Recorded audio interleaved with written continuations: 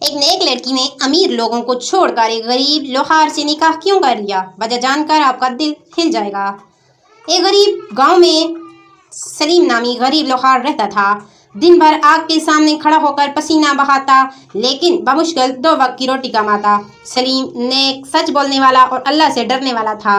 اسی گاؤں کے امیر تاجر کی بیٹی فاطمہ دیندار، پردہ دار اور نمازی تھی۔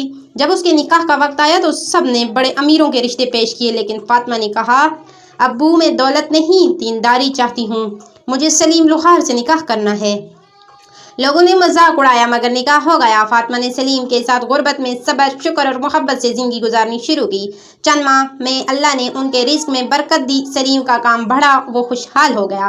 سب حیران تھے۔ فاطمہ مسکرا کر بولی، جب نیت صاف ہو، رزق حلال ہو اور دل اللہ سے جڑا ہو تو فاقے بھی نعمت بن جاتے ہیں۔ دولت نہیں، دینداری زندگی کو خوبصورت بناتی ہے۔ اگر آپ کو ہماری ویڈیو پسند آئے تو پلیز لائک، شیئر، کامنٹ ضرور کریں۔